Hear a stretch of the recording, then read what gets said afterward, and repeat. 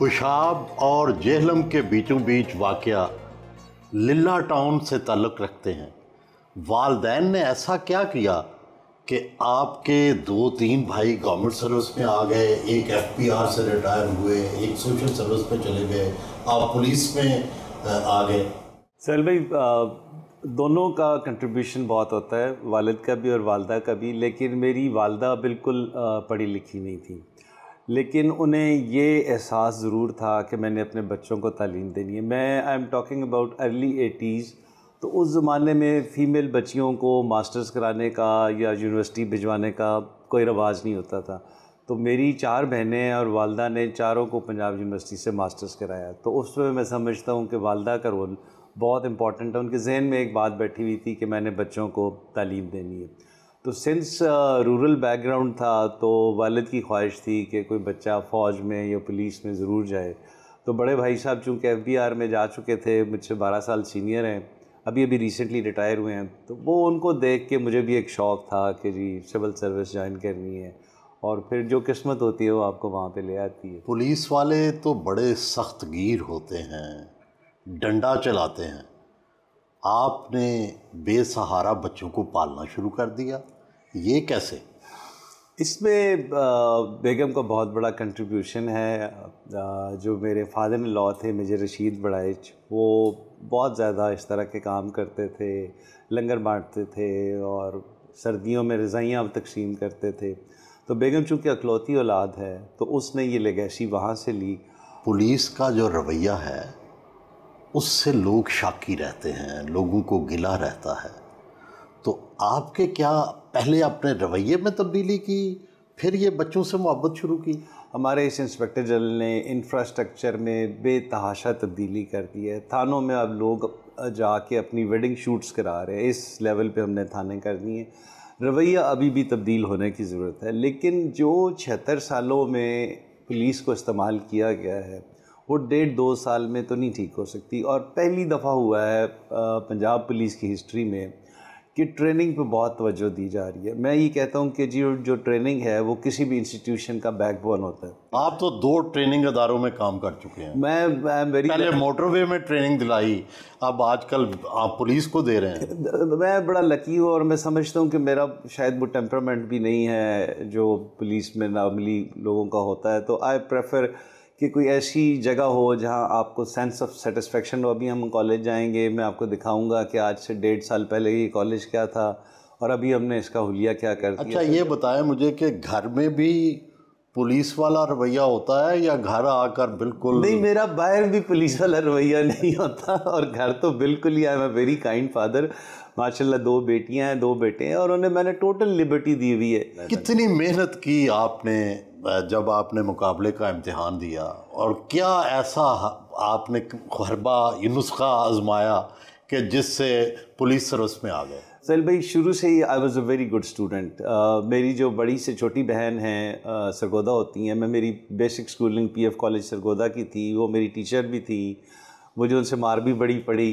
तो लेकिन उन्होंने मेरी बेस इतनी स्ट्रॉन्ग कर दी थी कि वो मुझे ज़िंदगी में दोबारा ट्यूशन रखने की ज़रूरत ही नहीं पड़ी। तो CSS के लिए देखिए, मेहनत का तो कोई नेमुल बदल है ही नहीं है। आप मेहनत करें और फिर किस्मत भी होती है, तो अल्लाह ताला आपको फिर रिवॉर्ड देते ही देता है। मेहनत का कोई नेमुल बदल नहीं। लिल्ला साहब, अपने तारीख़ में मास्टर्स किया पंजाब यूनिवर्सिटी से।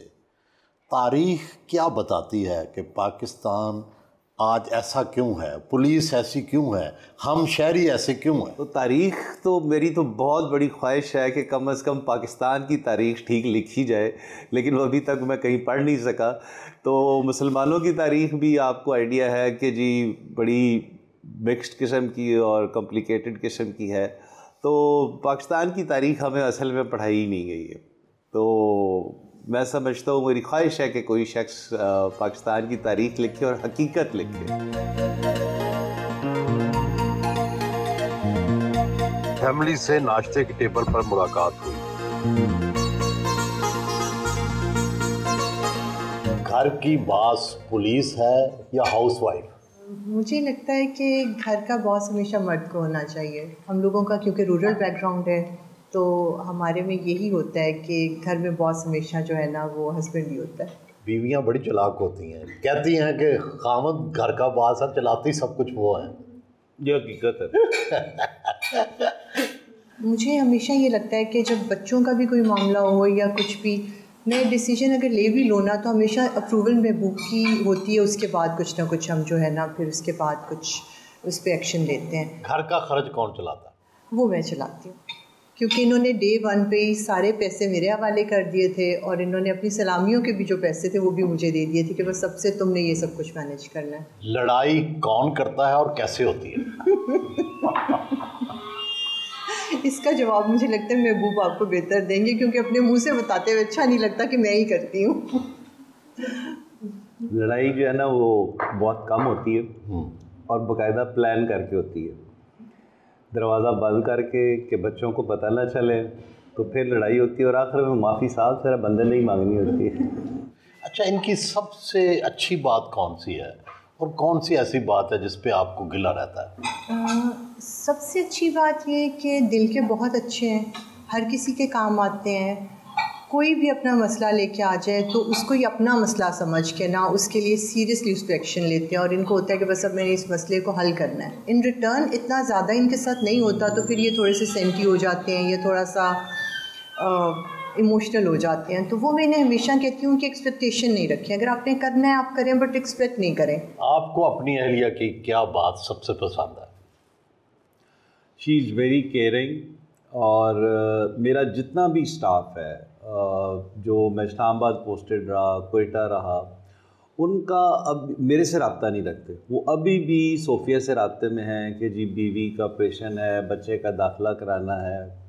तो शुरू से ही she is very caring. I think सबसे अच्छी बात मुझे ये लगती है कि बाबा बहुत केयरिंग है और मतलब जो भी आता है ना उसकी हेल्प करते हैं। कभी ऐसा नहीं हुआ कि बाबा से किसी ने हेल्प मांगी और उन्होंने हेल्प ना की हो। और आई थिंक मुझे सबसे बुरी बात भी ये लगती है कि कभी कभी बहुत ज़्यादा हो जाता है इस तरह के अपना छोड़ के फिर बाकी सबका करना, लेकिन मुझे सबसे अच्छी बात भी यही लगती है। आप ये बताएं कि मामा और बाबा में से दोनों में से कौन पसंद है और क्यों? बाबा इसलिए पसंद है क्योंकि वो मुझे चीज़ें लेके देते हैं। नहीं, मामा सख्ती करती हैं? अच्छा। मैं अंकल बिज़नेस पढ़ रही हूँ, मेरी एक्सटर्नल डिग्री है लंदन एफिलिएटेड, और उसके अलावा ज़्यादा टाइम फाउंडेशन में ही होती हूँ मामा बाबा के साथ। फाउंडेशन में क्या करती हैं आप? मैं बच्चों की बड़ी बहन भी हूँ तो उनके साथ टाइम स्पेंड करती हूँ, फिर ऑफिस का जो भी बर्डन मामा का शेयर करने की कोशिश करती हूँ, मैनेजमेंट और वो सारा देखना। और आपको अपने बाबा की कौन सी बात सबसे अच्छी और कौन सी सबसे बुरी? सच सच बताना। मुझे बाबा की सबसे अच्छी बात लगती है कि मैं उनकी फेवरेट हूँ, वो मानते नहीं मैं हूँ। और सबसे बुरी बात तो मुझे कोई भी नहीं लगती, उनकी सारी बातें अच्छी हैं। सबसे जो अच्छी बात है, मुझे लाइक कभी कुछ नहीं कहा किसी भी बात पे, बेशक वो नंबर्स हैं या कुछ, या मुझे किसी बात पे भी नहीं रोका। That's the best thing. और बुरी बात ऐसे होती नहीं है कि लाइक मैं अपने फादर की ऐसी कोई बात नहीं जो बुरी मैं मानता हूँ। अपने ज़ाती घर में 3 नौमौलूद यतीम बच्चों की परवरिश कर रहे हैं।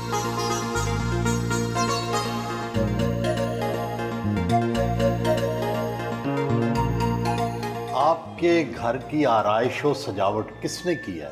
आप इसमें आपका किरदार है या आपकी वाइफ का? बेगम साहबा ने लिबर्टी दी थी कि जी मेरा एक ड्रीम था कि जी मैं कोई ऑर्थोडॉक्स किस्म का इंसान हूँ, मॉडर्निज्म में मैं बहुत ज़्यादा बिलीव नहीं करता। तो पुरानी आपने सारी पुरानी खिड़कियाँ, दरवाजे, ये चारपाई, ये सारा कुछ कहाँ से लिया है? ये सारी एंटीक की कलेक्शन है। ये जो मेन डोर है, ये मेरा एक दोस्त होता है इंडिया में, उसने हमें गिफ्ट किया था और इट इज़ 300 ईयर्स ओल्ड।